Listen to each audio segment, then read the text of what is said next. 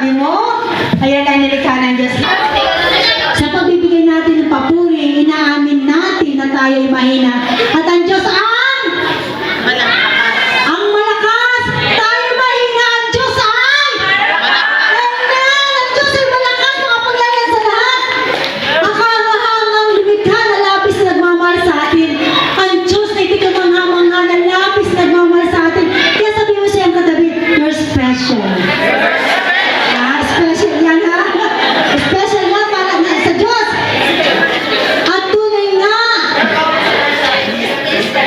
nakahanga-hanga lumikha na labis nagmamahal sa atin. Kaya't sinugo niya ang kanyang nag-iisa at bugtong na anak, ang Panginoong Yesus, na nag-aalay ng buhay para sa atin upang mapabilang tayo sa kanyang pamilya. Tunay nga, napakalaga na meron kang kapamilya, meron kang kinabibilangan. Amen?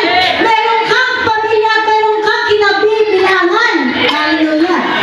Ay karapat-dapat sa ating mga papuri at pagsamba ang kanyang pagmamahal at pag-ibig kay mga si Yahweh ay walang hanggang Diyos. Siya ang lumikha ng buong daigdig. At mula sa Isaiah 40 at talata 26, tumingin kayo sa sangkalangitan. Sino ba ang lumikha ng mga butuin? Sino ba sa kanila nagpapakilos? Amen. At isa-isang tumatawag sa kanilang pangalan. Dahil sa kanyang kapangyarihan, isang man wala siyang nakaligtaan, isang man sa inyo wala siyang nakaligtaan. Lahat, sabi nga, nasa kanyang palad ang inyong pangalan. Ang inyong pangalan ay nasa kanyang palad. Hallelujah. Wala siyang nakaligtaan. Amen. Napakabuti ng ating Diyos nito. Sino ba sa kanila nagpapakilos? Dahil sa kanyang kapangyarihan, isang man wala siyang nakaligtaan. Hallelujah. Kaya ang pagpupuri na ginagawa natin sa ngayon ay nagdadala sa atin sa presensya ng Diyos. Dinadala tayo ng pagpupuri sa masagalang buhay. Amen? Nanilaan ng Diyos para sa ating lahat. Para sa ating lahat. Mga kapatid, handa ba kayo sabihin na mapagpapala ng Diyos? Purihin natin ang Panginoong Jesus. Siya lang ang pagsagawan. Ipag-ulis. Ikaw natin, Panginoong Jesus. Ikaw ang aking buhay. Hallelujah. Ikaw ang aking pag-ibig. You're my deliverer. You're my healer. You're my savior. Every praise belongs to our God. Ikaw ang aking kalakasan, ang aking kaligayahan, ang aking lahat, ang aking tagumpayan. Ikaw ang lahat sa akin. Ipagsigawan natin sa buong mundo kung ano ang Diyos sa buhay mo. Hallelujah! Ikaw, Panginoong Jesus, ang nais ko ang hangarin ng puso ko. Hallelujah! Karapat-dapat ka sa lahat ng papuri, O Diyos. Salamat sa Diyos. Hallelujah! Patuloy natin sambahin ang ating nag-iisang Diyos. Wala siyang katulad. Tunay nga ang Diyos ay dakila sa lahat. Hallelujah! Hallelujah! Amen. Sino ng hallelujah? Sino ba ang dapat papurihan? Jesus! Ay, sino dapat papurihan? Jesus! Ang dapat dakilain? Sino ang dapat itaas? Ilakas mo, Jesus! Dahil ang papuri mo at papuri ko ay nararapat lahat sa Kanya. Amen? Sino ba ang tagapagligtas? Amen? Sino ba ang iyong gagamot? Amen? Sino ba ang naglalayo sa masama? Amen? Tayo magpuri sa Kanya. Yes, Jesus! We praise. Let's go up to our Lord. Yes. And praise belongs to God.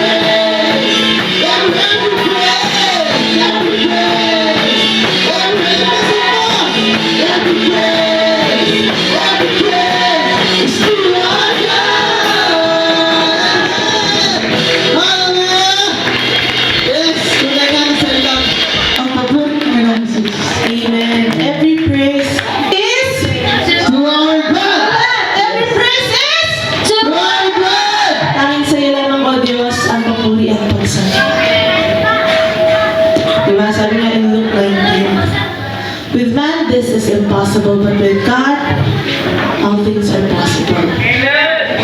Sa tao, imposible ang maligtas ang kanyang sarili, pero sa Diyos, lahat ay posible. So yung ikaw na imposible makapasok sa langit, dahil sa karumihan, dahil sa kasalanan, ay naging posible dahil sa Diyos na banal, sa Diyos na dakila, sa Diyos na makapangyarihan. That's why every praise is to our God. That in the first place, this was impossible to man. Na ikaw at ako ay maligtas. This was impossible. But it became possible to God.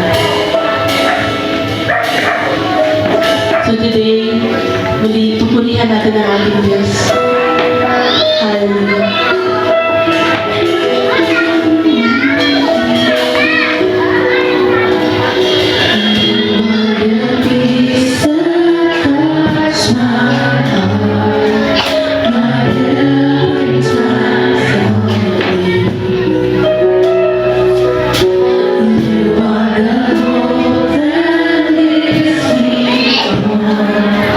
And praise be to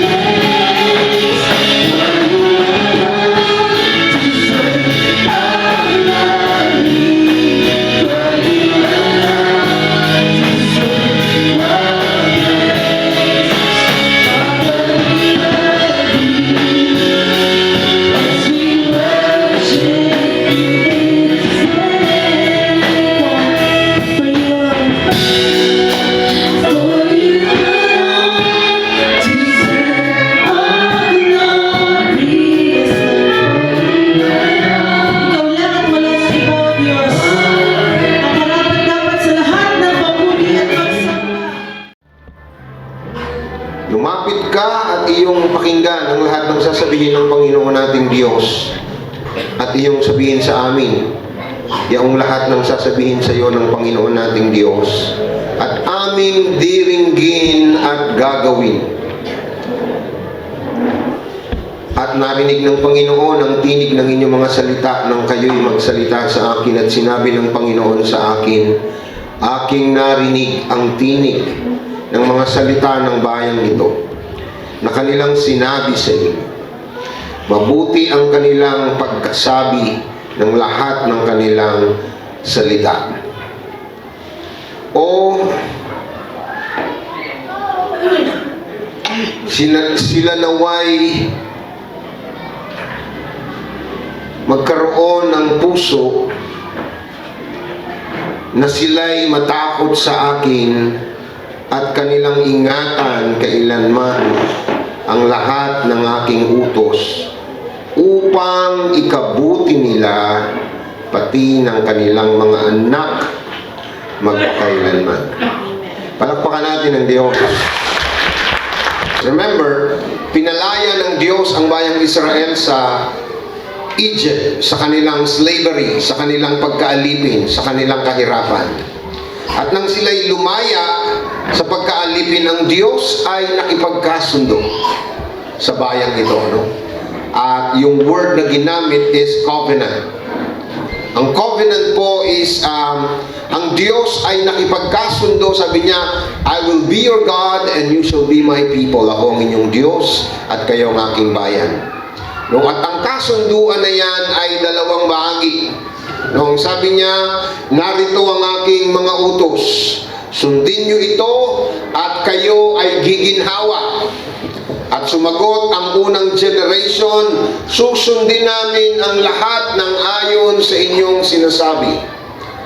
But you know the story in the Bible, alam niyong storya ng bayang Israel. No, ito pong lahi na ito na hindi nakukontento, lahi ng mga reklamador, lahi ng matitigas ang ulo. Silang lahat ay namatay sa disyerto and they were not able to enter into the promised land. Meron pong malaking problema doon. Ang Diyos nangako sila'y papasok sa lupang pangako. Pero yung kanyang pinangakuan hindi po nakapasok. No. When God make a promise, He intend to do it. Kapag ang Diyos ay nangako, no, iyan ay kanyang tutuparin. But it will depend on the people and on the person whom the promise and the covenant was given.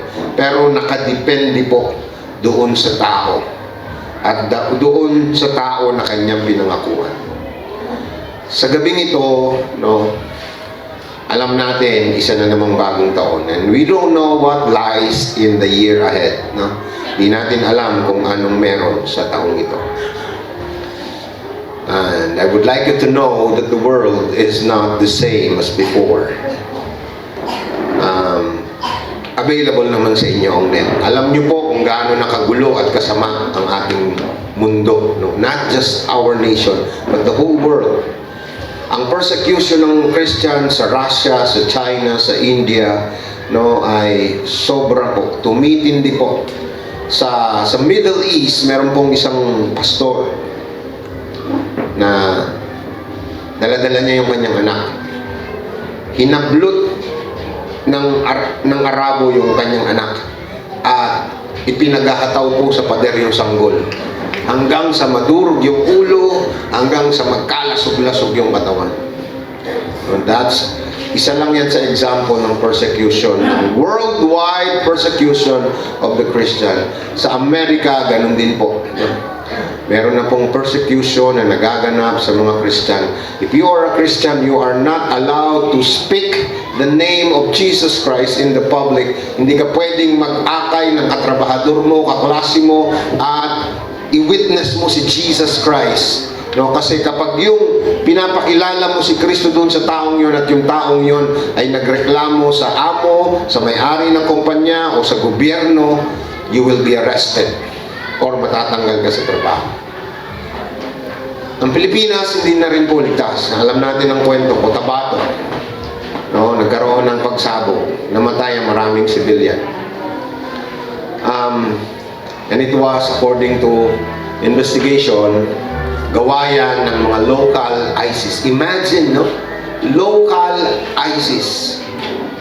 Ang ISIS po is an international terrorist. Meron na pong mga local ISIS. It is a well-funded terrorist group. Grabe po ang pera na pinakakalat niyan. Kaya yung mga tao ay dahil sa salapi, no, ang trabaho ng grupo na yan is just to kill and to destroy. No, walang pakialam yan sa civilian, walang pakialam yan kahit kanino. They will just kill and destroy. To terrorize the whole world. I don't know if you will believe this, pero sa bundok, no, imagine sa bundok sa Tanay, sino rito yung nakarating na doon sa bundok ng, hindi doon sa church, doon sa outreach. No, meron na pong grupo doon ng mga pastor, no, mga Sabadista. Ano ba yung Sabadista? Hindi ko alam yung Sabadista, no, pero sabi nung Church of the Latter Day, no, normally yung Sabadista, Church of the Latter Day Saints, mga Mormons, meron silang mga pinapapirma ng mga tao na sumali daw sa grupo na yan, no, at membership, walang bayad, pero kapag member ka dyan, ay bibigyan ka ng groceries, bibigyan ka ng whatever na mga pangako nila.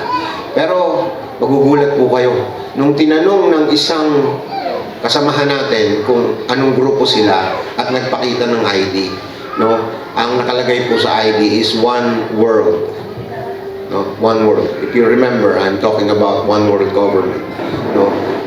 Hindi ko alam kung kailan ipatutupad ang ating national ID sa Pilipinas, no. Alam niyo po ang kwento diyan sa national ID. It's a good thing na isa na lang ang ID natin, no? Hindi na mawawala. Kung ako naiwan lisensya ko, yung SS ko, yung TIN number ko, yung medical record ko, everything will be in one ID. Isa na lang. So lahat yan, medical record, lahat ng kailangan mo, license and everything, nasa isang ID na lang. Pero alam niyo po, ang dulo niyan, sinabi na ng Biblia sa atin bago pa mangyari ang mga ito. Ang dulo niyan ay sasabihin niyang ID niya nawawala. So, ilagay na lang natin sa kamay. And alam naman natin sa ibang bansa, meron na pong mga bansa na nag-welcome ng technology na yan na ang kanilang mga ID ay hindi na sa card, kundi doon na sa kanilang microchip embedded in their skin. Yung maliit na butil ng microchip na nakabaon sa kanilang balat at tuwing dadaan sila sa mga scanner, tit, tit, tit, sa mga convenience store, punta ng 7-Eleven, tut na lang, no? Well, to tell you frankly, we are living in the last days. If you don't believe it, wala po akong magagawa sa iyo. But I know that Jesus is preparing to come. I can hear the hoofs of His horses. No? Ang yabag ng kanyang mga kabayong sasakyan ay naririnig na natin. And we know that Jesus is coming very soon. Hindi natin alam, no? Hindi lang nakapanggugulo ang local ISIS. Mga Pilipino yan. Pag sinabi pong local ISIS group, mga Pilipino yan na sumali na sa grupo ng mga terorista. O hindi lang nila ginugulo ang kamay nilaan kasi alam nila ang presidente natin, once na nanggulo sila sa Maynila, magdideklara yan ng nationwide martial law. So yung mga uhaw sa kapangyarihan na nasa likod niya, nung ginugulo lang nila ay yung Mindanao. But they are here, they are working. And ito pong grupo na ito ay nagpapalakas at nagpapalaki. So we don't know what lies in the 2019. But tonight, hindi po ako naparito para bigyan kayo ng bad news. Naparito po ako para ihayag ang salita ng Diyos. Now, there was a promise from the Lord and from the Bible that before the return of Jesus Christ, that the wealth of this world will be transferred to the just. Ang yaman ng mundong ito ay sasalin sa kanyang sa mga matuwid. No, the Bible calls them the just. Ang mga matuwid ay pagyayamanin ng Panginoon. No, there will be a wealth explosion no, hindi po nakadepende sa ekonomiya ng bansa, hindi nakadepende sa laki ng kumpanya, but God will supernaturally transfer the wealth of this world to His people, yung mga pinagiging matuwid ni Kristo. Sabi mo siguro, nakaupo ka dyan, sabi mo, naku, hindi ako kasali dyan, hindi ako matuwid, ako'y marumi at makasalanan. No, yan ang tingin mo sa sarili mo. Pero ang tingin sa iyo ng Diyos, ikaw ay pinagiging matuwid dahil ang katuwiran ni Kristo nang tinanggap mo siya ay isinalin sa iyo. The Bible calls us saints. Ang tawag po sa atin ng Biblia ay mga banal. Ngayong gabi, gusto ko lang pong i-share sa inyo. Yung isang kailangan lang, one thing that is needed. No? Isang bagay na kailangan natin para matanggap na natin yung mga inilalaan ng Diyos sa ating buhay. Last week, naituro ko sa inyo yung preparation in entering the promised land, kung ano yung paghahandang gagawin para sa pagpasok sa lupang pangako. Ngayong gabing ito, isi-share sa atin ng Panginoon kung ano yung isang kailangan. Sayang, ipinangako, God intended to fulfill His promise to these people, sa mga first generation ng mga Israelita. Pero hindi nila na-meet yung requirement ng Lord. No? Meron pong requirement, sabihin niyo requirement. Merong hinihingi ang Diyos sa bayan niya, sa iyo at sa akin, para pakawalan niya ang durungawan, buksan niya ang durungawan ng kalangitan. Remember that word, sabi ng Bible?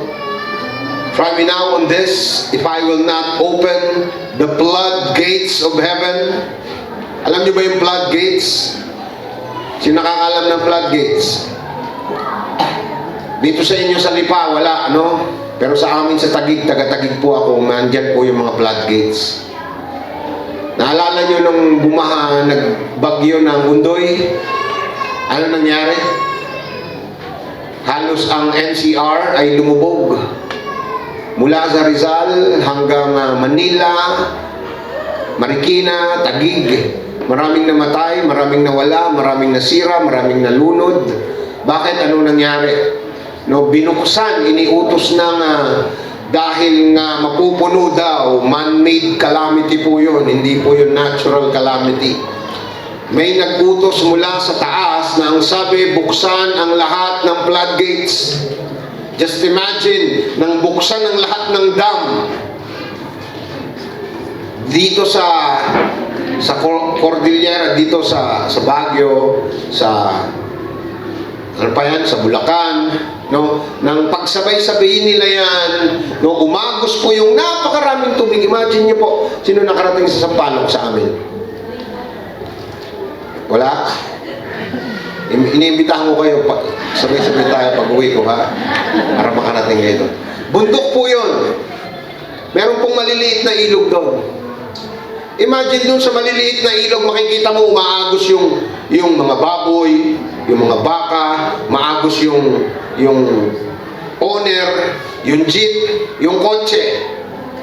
Nandun sa ilog, tangay-tangay ng baha. Nasa bundok pa yon. Gaano na kaya ay nasa baba?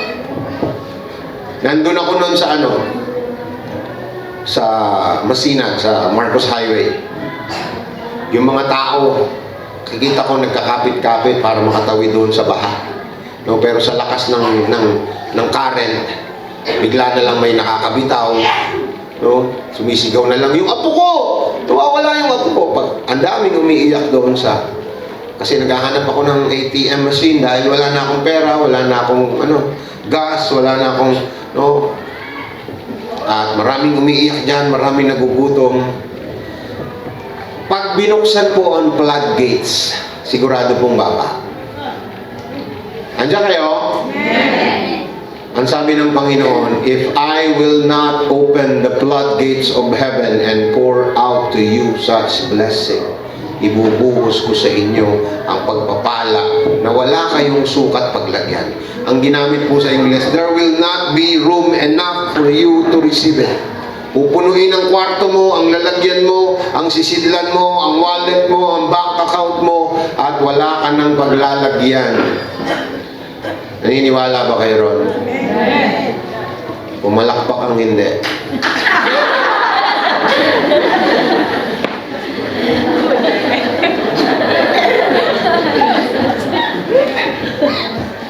Well, it's up to you. No?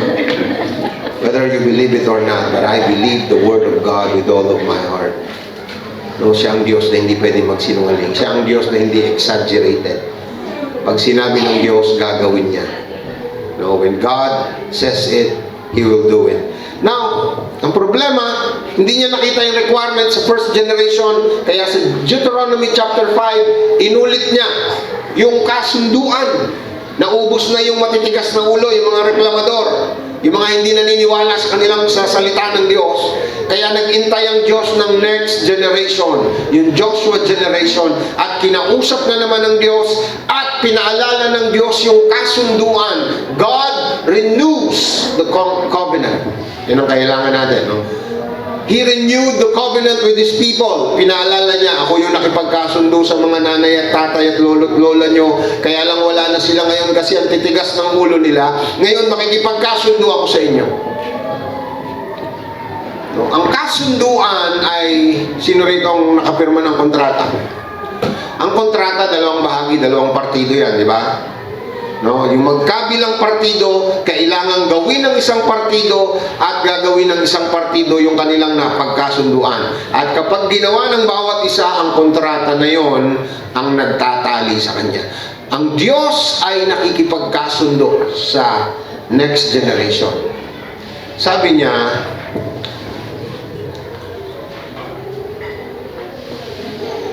verse 29,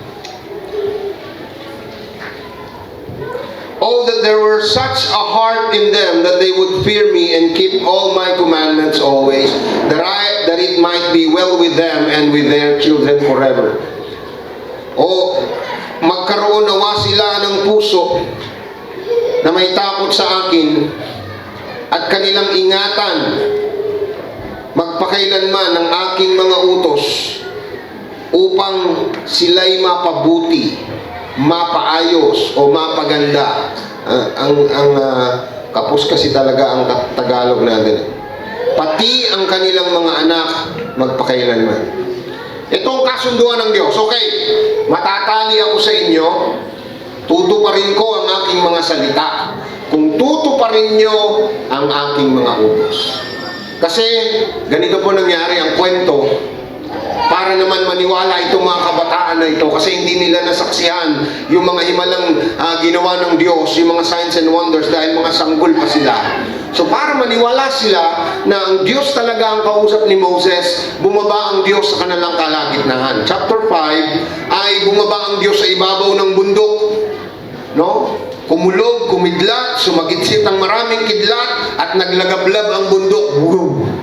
The whole mountain was on fire at there was a thick smoke. Napakakapal po ng maitim na usok na halos hindi na sila magkakitaan, at habang naglalagablab yung buong kabundukan, kung nakakita ka na niyan, ay nakarinig sila ng malakas na tinig na ang Diyos ay nangungusap sa kanila at iniisa-isa ng Panginoon yung 10 Commandments, yung 10 utos.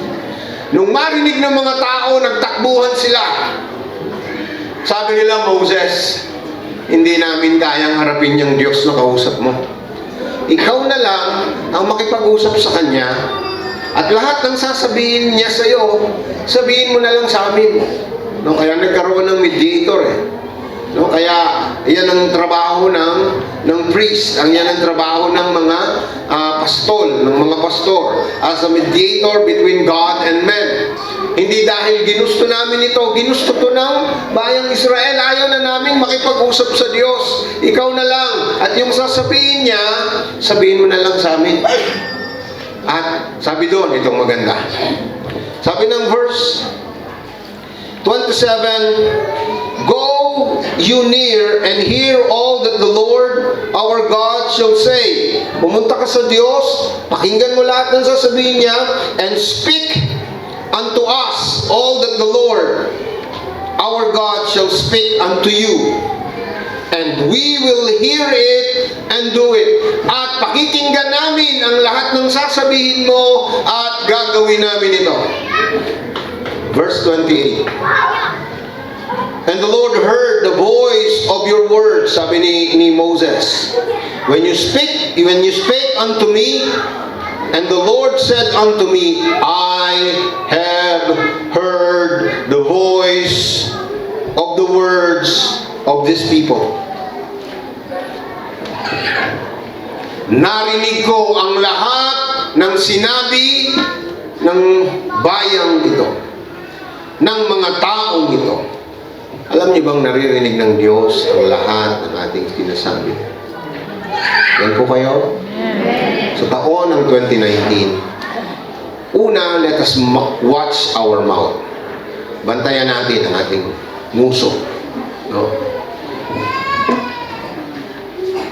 Everything, sabi ng Bible, lahat ng ating sasabihin, whether blessing or cursing, whether good or bad, we are all accountable to each and every word that will come out of our mouth. Sabi po ng Biblia, lahat ng bawat salita, pinakawalang kwentang salitang lalabas sa bibig mo, you will have an accounting with God.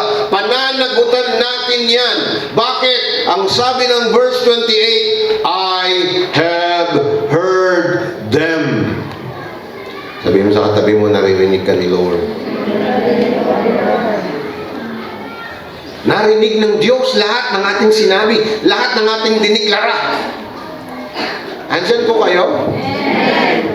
Pag sinasabi natin tayo ay Kristiyano, when we profess that we are a Christian, then let us practice our profession. Kung sinasabi mo lingkod ka ng Diyos, ipakita mo sa pamumuhay mo yung sinasabi mo. Andyan kayo? No? Whatever we profess, we must practice. Ang problema, no? Yan din ang sinabi ng mga unang grupo ng Israelita. Narinig namin ang sinabi mo at gagawin namin lahat ng iniutos mo.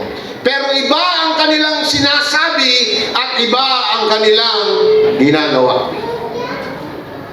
And that's the reason, one of the reason why this generation, the first generation, di po sila nakapasok at hindi nila natikman ang lupang pangako. Anong natikman nila? Yung buhangin sa disyerto. No, doon na sila namatay, doon na sila inilibing. Hanggang ngayon, ang kanilang mga buto at kalansay nandoon pa.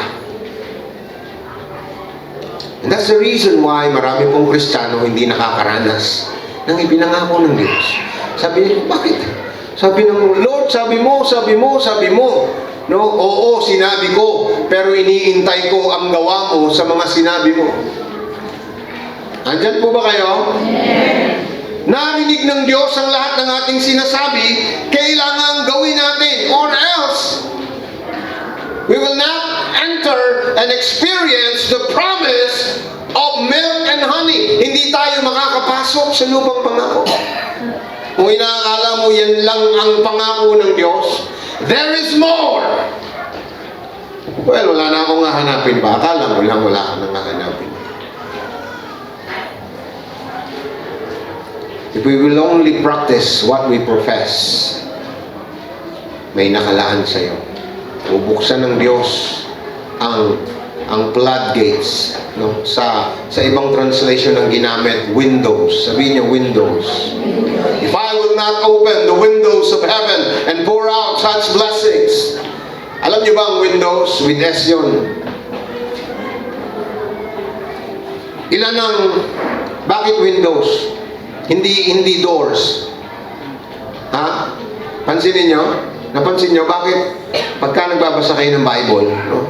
Try to picture what God is saying at saka ka magtanong, bakit windows ang bubuksan, hindi yung door? Kasi sa isang bahay, no? Ilan ang pinto nyo sa bahay? 2, 3, 4. Pag malaki-laki yung bahay mo, 5. Pero ilan ang bintana nyo sa bahay? Mas marami, di ba? No? Kung meron kang 5 pinto, malamang ang bintana nyo, baka 12. So, ang sabi ng Diyos, ang bubuksan kong bintana, ang bubuksan ko hindi pinto, bubuksan ko bintana ng kalangitan. If I will not open the windows of heaven and pour out lahat ng bintana ng kalangitan para ibuhos sa iyo ang napakaraming biyaya. Gusto niya bang matikman ang mga pangako ng Diyos sa buhay na ito? Amen. Sabi ko sa Lord, Lord, hindi ako hihiga sa kahon nang hindi ko natitikman ang pangako. Ang sabi ng Lord, narinig ko ang lahat ng inyong sinabi. At kung narinig ng Diyos ang ating sinabi, ine-expect ng Panginoon na tuparin natin ang ating sinabi. Amen? Na-expect ng Lord. Kung sabi mo Kristiyano ka, then practice. No?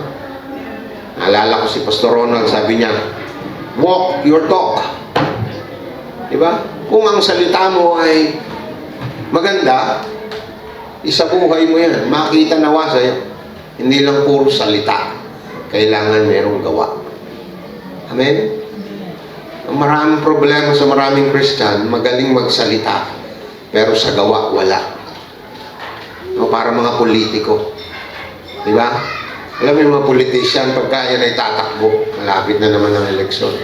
Naku, kutakot-takot na naman na pangako ang ating maririnig.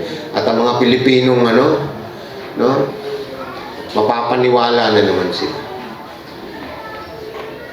Gawin natin yung ating profession, yung ating sinasabi. I have heard their voices, narinig ko ang kanilang mga sinasabi. Let us go to verse 29. And here is where I want to dwell. In verse 29, oh, that there were such a heart in them.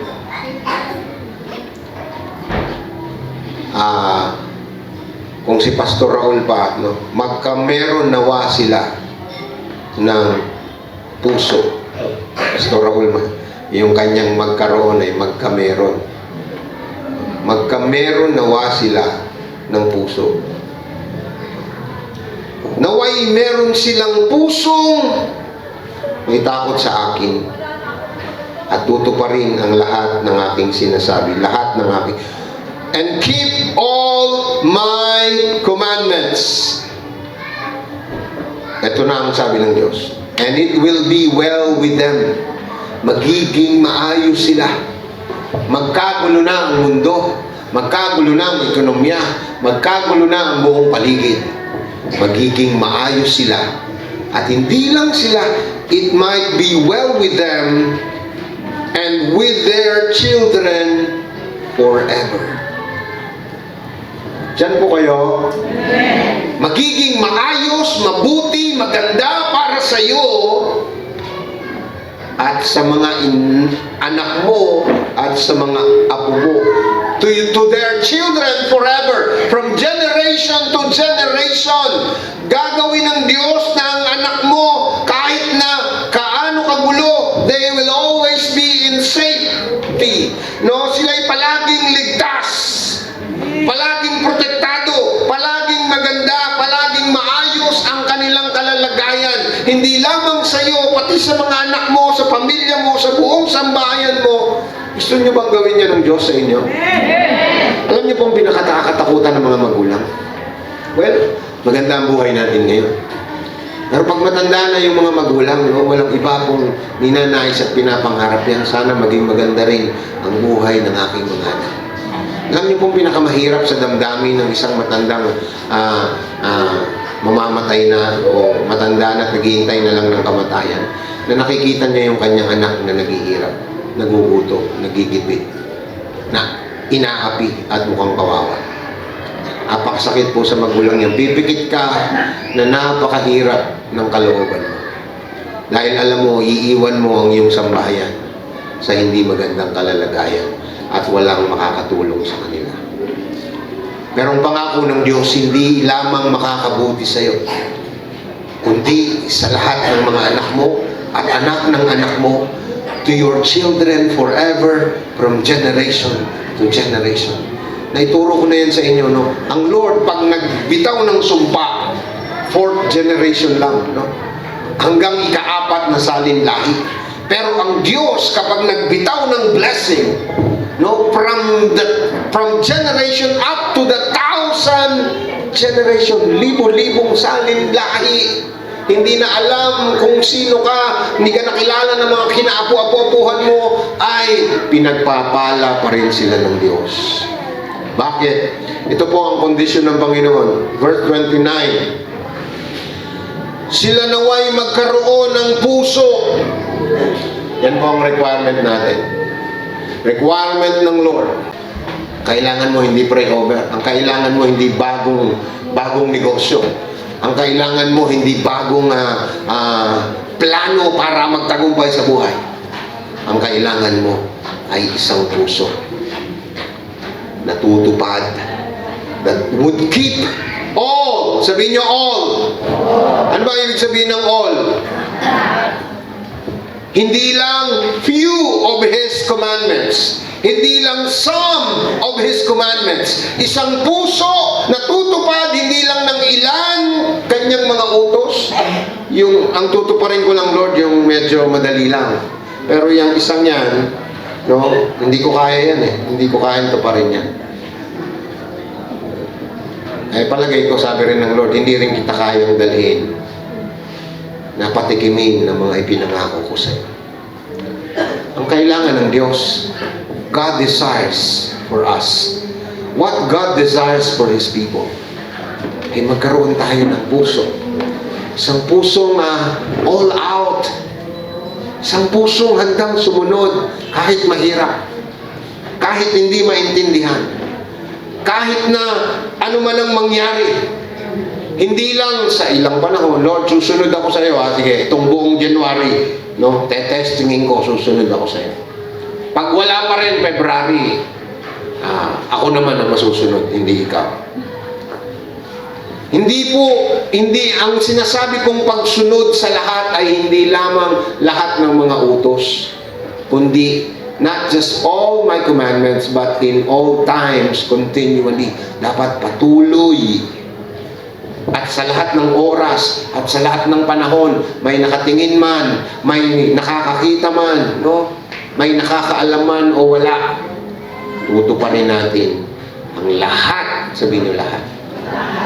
Not just few of His commandments, but all of His commandments. Alam ng Diyos yan eh. Alam niyo ba, alam ng Diyos kung anong klaseng puso meron tayo? Hindi natin mapaglilinlangan ng Diyos. Sabi ng mga tao, Moses, pakinggan mo si Lord. Kasi hindi namin kaya bumarap sa Kanya. Sino naman ang taong mabubuhay na ang kausap mo'y naglalagablab na apoy? Ikaw na lang makipag-usap sa Kanya. Lahat ng sasabihin niya, sabihin mo sa amin. At lahat ng sasabihin mo, tutuparin namin. Sabi ng Diyos, narinig ko ang sinabi nila. Ang ganda ng kanilang mga sinabi. Kaya lang, sila nawa ay magkaroon ng puso. Naway meron silang pusong kayang tuparin yung kanilang mga sinabi. Dahil kung meron silang pusong ganito, and that is what God desires for you and for me. Ang pangarap ng Diyos sa iyo, hindi maglingkod ka. Well, salamat naglilingkod ka. Ang pangarap ng Diyos sa iyo, hindi yung magbigay ka. Salamat nagbibigay ka. Pero walang ibang pinakaka-asam-asam ang Diyos sa iyo at sa akin. Na magkaroon tayo ng isang pusong tutupad ng lahat ng kanyang mga utos. Dahil kapag meron ka niyan, sabi ng Diyos, itong pangako niya, makakabuti sa iyo yan. Makakabuti sa katawan mo, makakabuti sa bulsa mo, makakabuti sa pamilya mo, makakabuti sa mga kaibigan mo, sa kapitbahay mo, makakabuti sa buong mundo. Hindi lamang sa iyo, pati sa mga anak at ina. one thing that is needed and one thing that God desires is for us to have a heart that obeys all His commandments, that keep His commandments. Basahin mo, magsasawa ka po sa Biblia. From the first page to the last page, walang ibang sinasabi. Sundin ninyo at gawin ang lahat ng aking sinasabi at gaganda ang inyong buhay. It will be well with you. Makakapasok ka sa lupang pangako, magkakaroon ka ng tagumpay. Hindi lamang ikaw, mamumuhay ka ng payapa, wala ka ng katatakutan, wala ka ng kalilig-aligan, wala nang pwedeng gumalaw sa iyo, walang pwedeng sumaling sa iyo. Because you are protected. Ikaw at ang buong mong pamilya hanggang sa 1,000 salin lahi. Sa taong ito, 2019, hilingin mo sa Diyos, magkaroon tayo ng isang pusong susunod sa Kanya. Isang pusong tunay na nagmamahal sa Kanya. Well, wala naman siguro ditong nagsasabi, I hate you, Lord. Lahat naman tayo nagsasabing mahal natin siya. Lahat naman tayo sinasabi natin sa Lord, susunod ako sa iyo. Pero yan din ang nakita niya sa unang generation. Yan din ang nakita niya sa next generation. Nakapasok sila sa lupang pangako pero hindi sila nagtagal doon. Bakit? Wala silang tamang puso. Do not feel, huwag niyo pong isipin na secure kayo. Huwag niyong isipin na kayo'y nakatayo, sabi ni Pablo, baka bigla kayo mabuhay. Ang security natin, hindi nakadepende sa matibay na pader, magandang bahay, maraming laman na bulsa. Ang tunay na security natin ay nasa kamay ng Panginoon.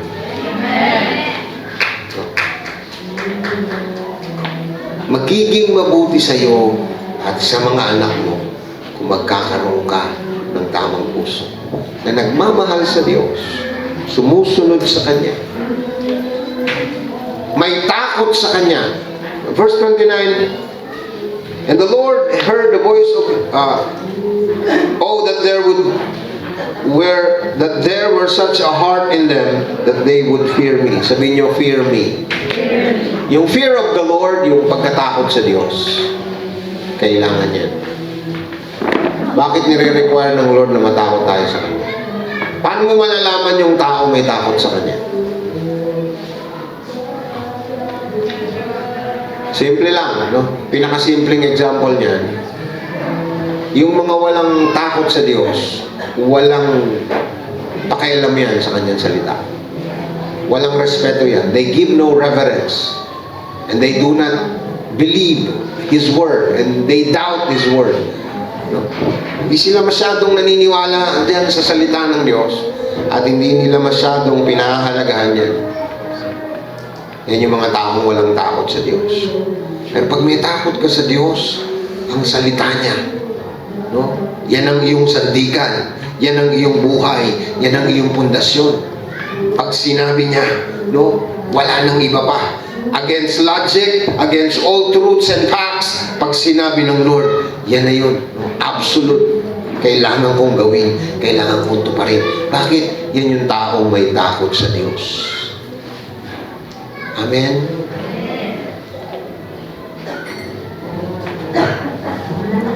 Yung taong may takot sa Diyos, ang pinakamahalaga sa kanya, salita ng Diyos. Oy! No? Saka na yung appointment, saka na yung gimmick, saka na yung gala. No? May appointment ako sa Lord. Yan ang kailangan natin this year, 2019. Iiwan ko po sa inyo ang requirement ng Lord. And it's up to you. Kapag na-meet mo ang kanyang requirement, isang araw datayo ka rito sa loob ng taong ito at ihahayag mo ang kanyang katapatan. Ang kanyang desire, God's desire for His people is, that there were such a heart in them. Magkaroon nawa sila ng isang pusong may takot sa akin na tutupad ng lahat ng aking salita. sa lahat ng panahon. At ito'y, that it might be well with them. Gaganda, bubuti, aayos ang lahat ng kanilang sitwasyon. Every aspect of your life this year, God will bless. Bawat aspeto ng buhay. Ang iyong panusugan, ang iyong pananalapi, ang iyong relasyon, ang iyong mga pangarap, ang iyong mga negosyo. Requirement ng Lord, isang puso. Ang covenant, kasunduan. May pangako ang Diyos, pero may iniintay siyang requirement. Pag na-submit mo ang requirement, pasado ka na. Sabi ng Lord, it will be well with you this year, you and your children. Ang sarap naman, no? Kahit na mag-isa lang yung anak mo doon, kahit na walang kasama, walang katulong, alam mo na ligtas yung anak mo, alam mo na protektado siya, na wala man lang siyang bodyguard, pero alam mo na ang mga banal na anghel ng Panginoon with their swords drawn, nakabunot ang kanilang mga espada at nakapalibot. The angels of the Lord are encamped round about them that fear Him. Sabi ng Biblia. Imagine mo yun. Ang mga banal na anghel ng Diyos ay nakapalibot sa taong may takot sa Kanya. If you have the right heart, an obedient heart, a heart that is all out for God, this year, wala kang dapat katakutan. No? Ano man ang mangyari. Biglang nataranta lahat ng mga taga-Davao dahil nagkaroon ng 7 intensity 7 na lindol. No? At nagkaroon ng public announcement. Lahat ng nasa tabing dagat lumikas at pumunta sa mga ano ba yun? Dahil ang kinatatakutan ay tidal wave. Hindi natin alam. Ang mundong ito, masyado ng unpredictable. Kita niyo yung nangyaring kamakailan lang? No, sa lahat ng bansa, oras-oras. Yung nangyari sa Panama, sa USA, nag-strike yung anong nangyari doon. Yung tito ko, taga ron. No? Alam niyo yung bahay nila, nilipad. Nakakita ka ng lumilipad na bahay. Nung bumagsak yung kalamidad, doon sa airport, lahat ng eroplano, wala namang piloto, nagliparan lahat. Wasak ang buong airport. Hanggang ngayon, disyerto pa ang Panama. No, buti na lang nandyan siya sa akin ngayon sa bundok. No, ako ngayon ay yayo ng aking tito. Anyway, hindi na natin alam ang mundo. No? Ang security natin, si Lord lang. 2019, magiging maayos sa iyo at sa mga anak mo. Sa lang hiningi ng Diyos, isang puso. Sa gabing ito, hingin natin sa Lord na magkaroon tayo ng pusong. We can ask it to God. Pwede natin ilingin yan sa Kanya. At ibibigay yan ng Diyos, isang pusong may takot sa Kanya, isang pusong masunurin, isang pusong nagmamahal, isang pusong ang Diyos lang ang kanyang buhay at kaligayahan.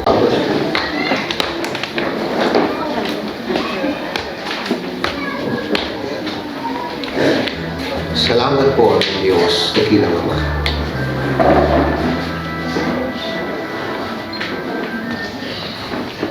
May iniintay lang ang Lord. Alam mo pa ba, yung blessing mo, pwede niya nang ibuhos. Any moment, para sa iyo yan.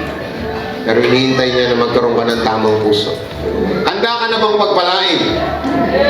Ang Diyos gusto niya, handa nang ibuhos ang pagpapala sa iyo. Ang problema, do you have the right heart? Baka naman pagbuhos ng biyaya, wala ka na dito. Wala ka na sa Lord. Kung nasan ka na. God is waiting for your heart. Hinihintay ng Diyos maayos ang puso mo. Hinihintay ng Diyos maayos ang puso mo. If you are not hearing it, I will repeat it again. Hinihintay ng Diyos maayos ang puso mo. Nakaamba na ang biyaya para sa iyo, kapatid. But this year is waiting for your heart. I want you to close your eyes and lift up your hands.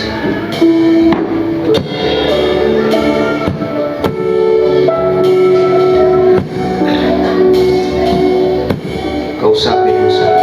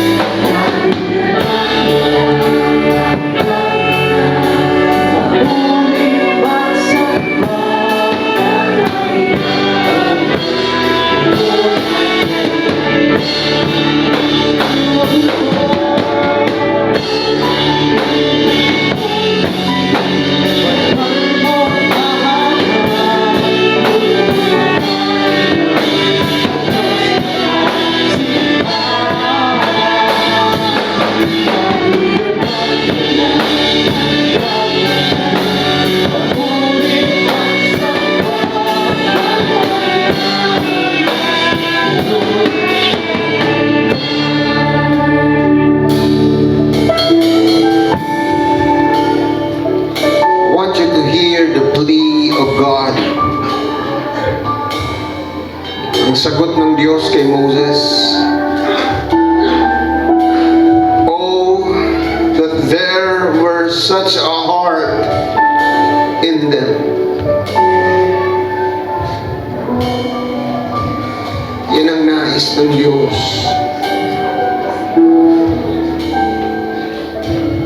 Magkaroon ka ng isang pusong handa. Is your heart ready to receive His blessing? Katulad ng kanyang bayan, ang kanyang pangako at kasunduan ay gusto niya nang tuparin at gawin. But God is waiting for them to have such a right heart. Yan ang kailangan ng Diyos sa iyo. Sa tamang puso. Huwag mong ipagpalit ang mga inilalaan ng langit. Huwag mong ipagpalit ang mga pangako ng Diyos. He promised us that it will be well with you and your children forever. Magiging mabuti sa iyo at sa iyong mga anak, sa iyong pamilya, sa iyong sambayan. He will open the floodgates of heaven. Huwag tayong tumulad kay Iso na ipagpapalit ang kanyang mana sa kapirasong mangkok na lugaw. I pray that the eyes of your understanding may be enlightened. Iniintay lang ng Diyos ang isang tamang puso. Sa pusong nagtitiwala, sa pusong nananampalataya, sa pusong walang pag-alinlangan, sa pusong nagmamahal, sa pusong handang sumunod, ano man ang sitwasyon at sa lahat ng panahon. And when you acquire such heart, pag nagkaroon ka ng ganyang puso, hindi mo kayang bilangin at sukatin ang inilalaan ng Diyos para sa mga nagmamahal sa Kanya. Itong taong ito, pakita mo sa Diyos ang puso na yan.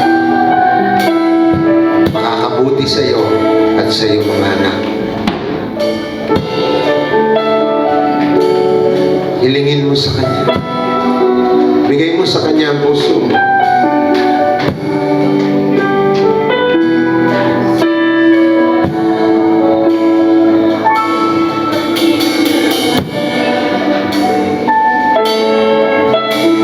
Ibigay mo sa Diyos ang pinakaka-asam-asam niya. Bigay mo sa Diyos ang pinakaka-asam-asam niya. Oh, that they were such a heart in them.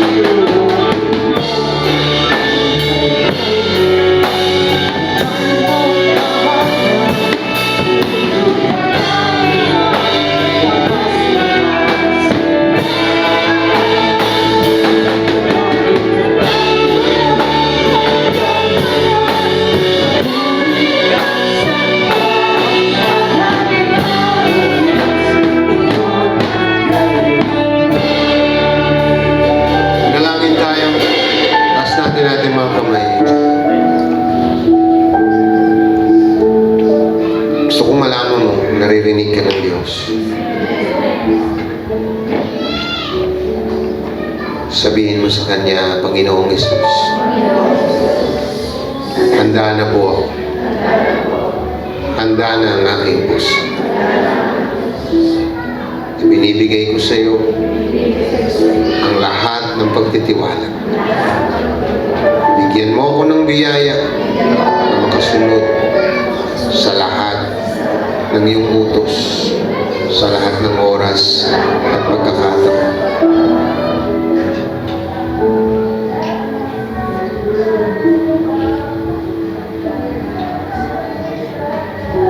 Simula ngayon, ikaw na ang Panginoon, Diyos ng aking buhay. Sa taong ito, ilalagay ko yan sa iyong kamay. Inihahanda ko ang aking puso at aandahin ko ang pagbuhos, ang pagbukas ng mga bintana ng kalangitan, ang pagbukas ng durungawan ng langit. Dahil sinabi mo, sa taong ito, magaganap yan sa buhay ko. Makakabuti sa akin at sa aking sambahayan. Pagpalain nawa kayo ng Diyos. Iniiwan ko at pinakakapit sa iyong buhay ang kanyang biyaya. His grace, ang kanyang grasya at kapangyarihan upang magkaroon tayo ng tamang puso. Iniiwan ko sa inyo at pinakakapit sa buong taong ito ang pag-iingat at proteksyon ng Diyos unto you and your whole house, sa iyo at sa buong mong sambayan, sa bawat araw, sa bawat sandali, sa bawat oras, minuto at segundo ng buong taon.